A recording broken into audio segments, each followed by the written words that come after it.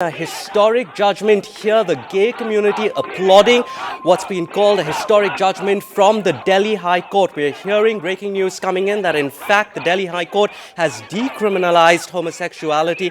In fact, 7 months after concluding the hearings on the petition filed by the Naz Foundation, a bench comprising of the Chief Justice A.P. Shah and Justice S. Muralidhar has now said that in fact consensual sex between two adults of the same sex is no longer a criminal act. Rhythm has been following this story. Rhythm, clearly here a historic judgment. Absolutely, Alistair. In fact, the courtroom was packed. The atmosphere in the courtroom was electrifying. When the judges read out the statement, when they read out the order, they said that we're reading out the concluding order. They started by reading out a resolution of Pandit Jawaharlal Nehru in which it had said that there should be equality for all. They went forward to say that there has to be equality in society. Society should display an equality and understanding for all, even those whom they believe to be deviants in the society. That being so, they went ahead and said that Section 377 should be read down of the IPC as far as it is violative of the rights of the homosexuals. Consenting sexual activity between adults should not be a part of Section 377. They went ahead and they said that Section 377 should only be applying to non-consensual activity between adults. It will no longer apply to consensual sexual activity between adults.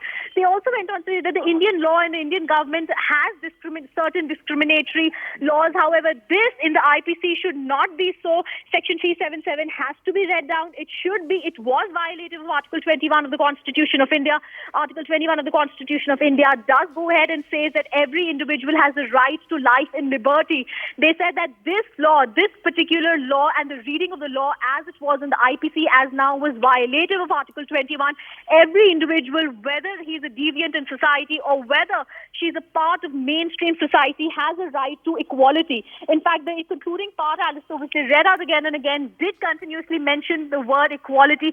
They did want inclusiveness. That's another word that we heard continuously from the bench. They did want a constitutional tenet of inclusiveness. In fact, they said that is a part of the Constitution of India as it was drafted, and that should be the case, and that is how Section 377 of the IPC should be read. It's a landmark judgment. It's historical for the bench to go ahead and say this. They said that till any further act or change is made by the Parliament, this is the way it will occur now. Section 377 will be read down by the IPC will be read down. It will no longer be including consensual sexual activity by homosexuals. On the phone line now, we're joined by Nitin Karnik. He's a gay rights activist. Mr. Karnik, clearly a historic judgment there. How do you feel?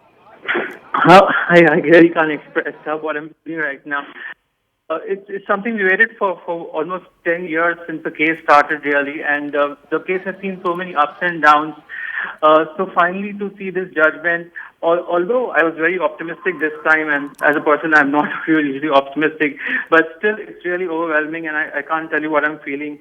Although I know this is not the last, we have seen of 377, we have to go further, and I expect people like B.P. Singhal and Joint Action Council Kannur, which were opposing this petition, to go ahead and oppose this in the Supreme Court.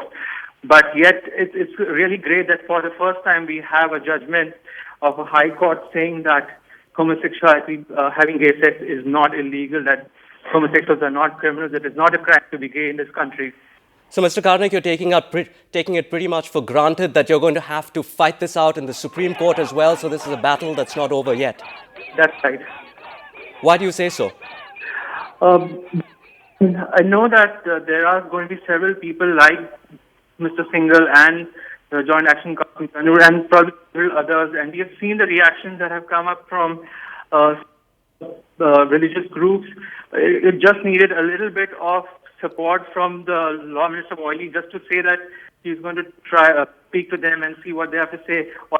We need to take any religious leaders' opinions. This is a question of law, it's a question of human rights and public health, and I don't see how religion comes into this. But we have seen that he just had to make this one small comment, and we have seen a lot of people stand up and speak against homosexuality. So I know the fight has to go on, and it will go on.